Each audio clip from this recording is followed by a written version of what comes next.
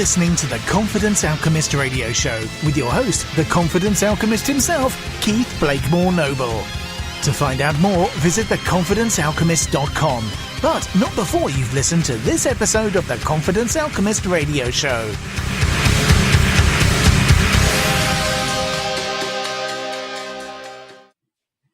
Hey everyone, welcome back. Welcome to another episode of the Confidence Alchemist radio show. And this week we're talking all about confidence in the context of the modern man.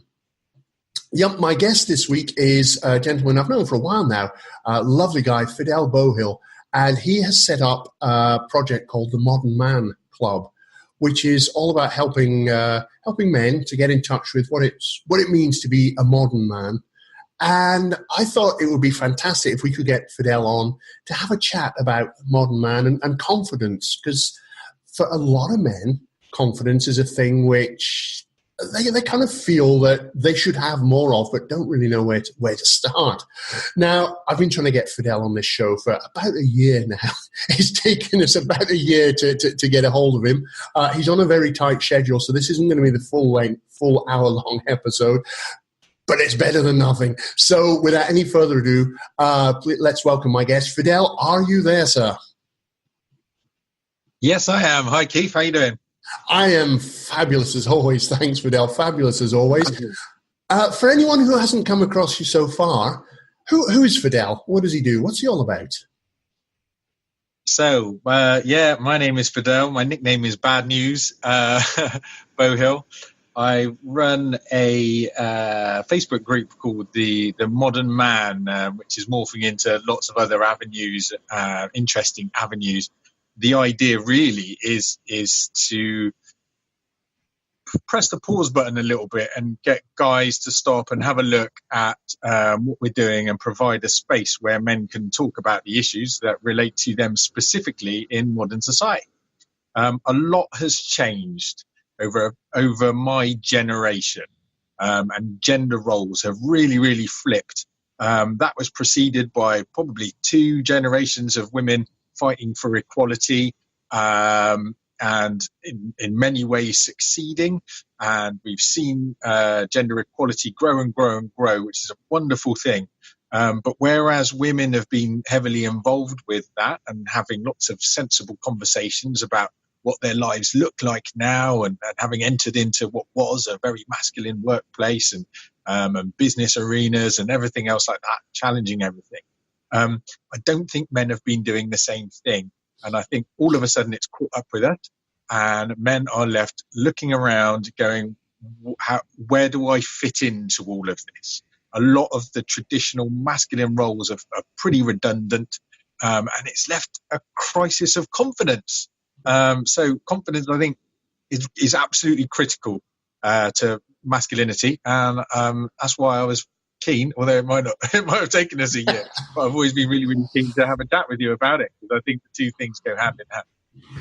Nice, and that's already opening up a whole lot. I've got a whole lot of questions in about what you've said. I guess my first question is, what kind of got you into the whole thing about the modern man? Because I know that's not where you. What am I saying? That's not where your business started. What kind of brought you over into that? No. So I run a will writing company. I'm known as Britain's favourite will writer, and I kind of have been disrupting that industry for about 12 years now.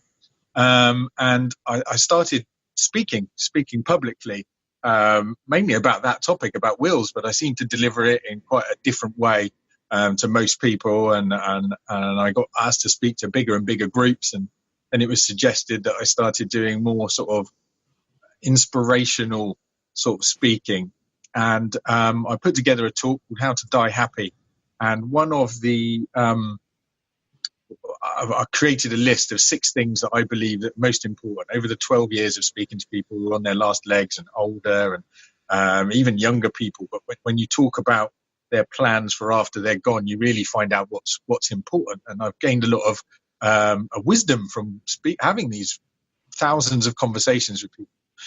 So I put together a little list of 6 things, and one of them is the truth. And I was delivering a talk to an audience in Southampton, I'd interviewed my mum probably about 6 months earlier, and I'd asked her, I said, if you had one bit of wisdom to pass on to your grandchildren, what would it be? She said, find out who you really are, your truth, and live that life as soon as you can, because I took too long. And I hadn't introduced that one thing. It arrived in my mind as I was delivering the talk, and I started telling the audience about this conversation I had with my mum. All the hairs went up on the back of my head. It got quite emotional. Two people in the audience started sort of getting emotional as well, and it became a very charged part of the talk that really hit me very hard. And on the train on the way home, I said, well, Fidel, you are going around telling people to live their truth, but I'm not sure that you're doing it with all this will business. You're not Dr. Death.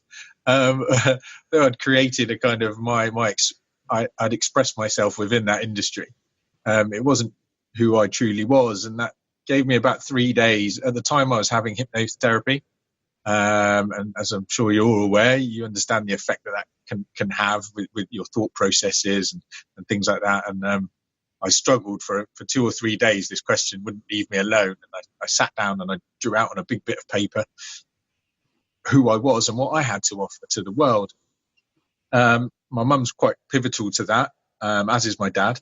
But my mum was quite feminist, and not quite, she is a feminist, but she had 4 sons. And so she brought us up with absolute knowledge, respect, and understanding of the struggles that women have had, but also without detracting from our masculinity. She knew we were men, we were boys, and it's okay to be a masculine male and appreciate women. And so that's something that I was given. Yet I look at, and that's really why I'm a very confident man. But I look around me and I don't see that in a lot of men. I see that confusion. And because of that, I'm involved with lots of women's organizations, and I have been for years. And I think I'm a right person to lead this conversation because I'm genuine. I have the trust of a lot of influential women. And when I speak on men's behalf, it isn't from an antagonistic point of view. It isn't us and them. And I'm very believable in that. I'm not coming with any ulterior motives. I believe that separate doesn't have to mean divided. We can do things separately to look at women's struggles and look at men's specific struggles and still support each other. Whereas I think a lot of guys in this movement, not a lot, some guys in this movement are coming from a different place, some anger, some of it very justified, people who've been through divorce courts and not able to see their children, and the sort of men's movement that's coming from that can be a little bit bitter. And I think I'd like to see that I'm bringing a more conscious voice to proceedings. Nice. That was a long explanation, wasn't it? It's yeah, that's how I got into it. It exploded as soon as I stepped into it. It just felt very natural. I'm very passionate. People are engaging with that, and the support I've been getting has been amazing. Brilliant, fantastic. So, how would you define modern? What is a modern man? What do we mean by modern man? Listen, people keep asking me that question, and I guess I'm trying to own that word, because it's meant a lot of negative things. I think prior to this, it probably still does in a lot of people's eyes. A sort of effeminate men that use lots of hair gel and go to tanning salons and stuff like that, which is fine. I think generally a modern man is just somebody that's living now in the modern times that we're in. But I like to see it as sort of my aim for it is to modern men to be aware. We live here now. Let us talk about it. Let's be aware of the equality. Let's think about what our roles are within society now, and start having more mature conversations. So that would be my ideal of what a modern man means: is somebody that lives now, lives today, but is aware and confident with whatever they do, whether that's hair gel and suntans, or whether it's being a labourer and lugging bricks up a ladder and swilling 10 pints of Stella every weekend. Either of those is fine. Just own it. Got it. So it's about owning who you are, being comfortable with who you are, whatever Yep. who you are means for you. But it's about owning that and being comfortable and so, yeah, this is me. There are other men. They're all different, and this is me. This is the man I am. Absolutely. Got it. All right. Now, one thing that I picked up on that you some words of wisdom from, I think you said it was your grandmother, was saying that My mum. Sorry, your mum, that you should be who you are, be yourself. Yeah. How can we go about figuring out who the heck we are, given that we got bombarded left, right, and centre from everywhere telling us you should be this, you should be that? How do we figure out who the heck we are? It's hard. It's hard. It takes time. It's work, but it's probably the most important piece of work you'll ever do. It's totally thrown a massive curveball over my sort of journey over the last sort of couple of years of trying to understand who I am and what use I am. But it's been an amazing journey. I'm not sure whether I'm at the end of it yet, but I start with values. Values are critical. They do change as well over time. That's fine, but I think values are probably the most misunderstood and ignored area of personal development. I don't hear that many people speaking about it. It does get brought up in the sense of your why. People talk about your why, but I think values are deeper than that. Because I think people say their why, and I think lots of people lie. Lots of people lie about their whys. They put up what society says they should be. It's my children, it's my family. All